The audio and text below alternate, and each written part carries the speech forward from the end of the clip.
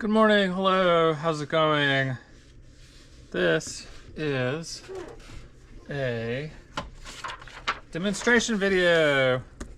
I'm getting ready for the Dallas Pin Show this weekend, and I have not had a ton of time to do any video stuff, but that's okay. Life goes on. This is a piston filler, and when you take this section off and unscrew it, the piston rod comes out. If you keep unscrewing this comes off. And I really like these little, any kind of rubber grippy things you can get.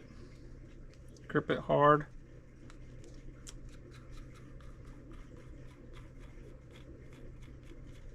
And that comes off.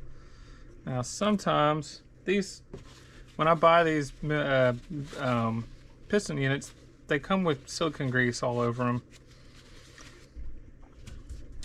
The threads for the body unit are left-hand thread, so instead of righty-tighty, lefty-loosey, you have to righty-loosey.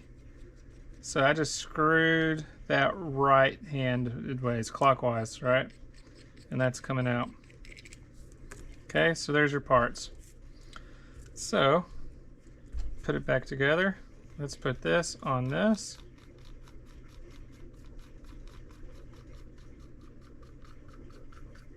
All the way down, nice and snug. Now this part is regular threads, righty-tighty. Getting a good grip is hard sometimes. Screw this in reverse. Now this does have flats for a wrench, you know, your Twisby / Pelican wrench, but the units, they're 3D printed. You could screw this in real tight and then twist the top off. So I prefer to just grip it with a rubber grippy. Put this in most of the way. Leave a little gap. I should probably cut that.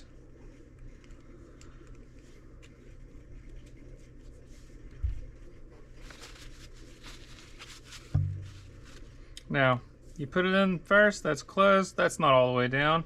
I like to keep a finger over the opening. Click, click, unscrew it, and then go back down. That's most of the way.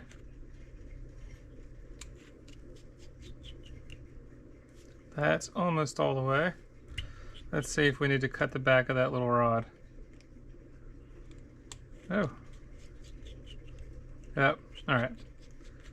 So the rod is interfering with the back of the knob. So I'm gonna go ahead and Knipex, just knock a little bit off.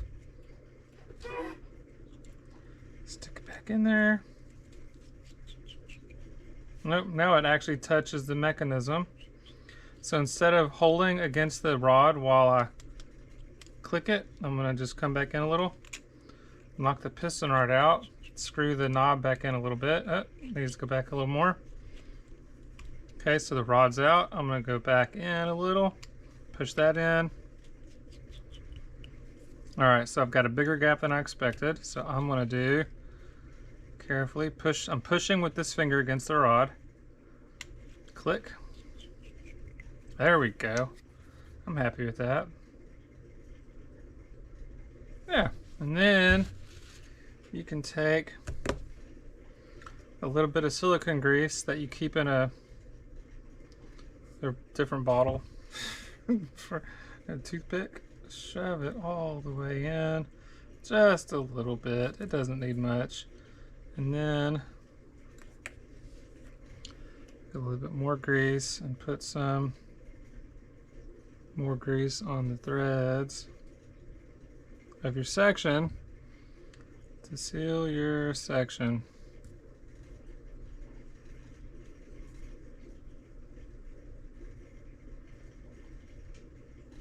Sometimes a little grease will squish out here. Doesn't look like I got any, but you can always just wipe it off. Bam-a-lam. And then when you unscrew it, boop, that thing stops against the back of the section. And you get a nice piston travel. Let's do it again on a different pin. Unscrew it till the thing just falls out. Now these, like every other piston mechanism on the world, need a little bit of grease, or at least piston mechanisms with rubber O-rings. And then righty-tighty, lefty-loosey, but backwards. Righty-loosey. See? Oops. Righty-loosey. And that's it. You got all your bits and bobs. I'm not going to take that out again. And then you lefty-tighty it.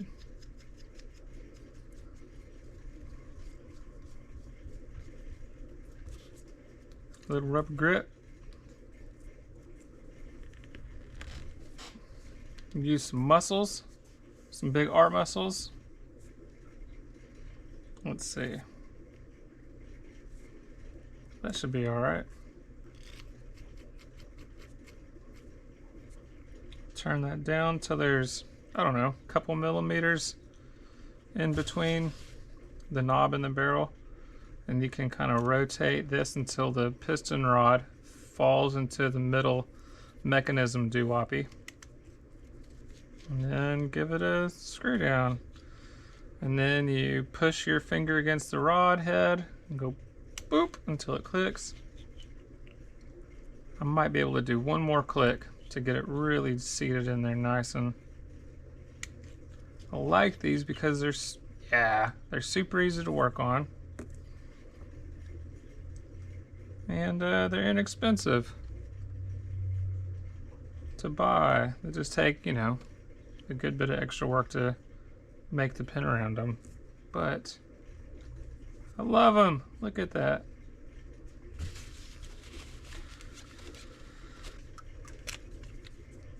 Ta-da! Now it's time for more coffee. Thanks for watching.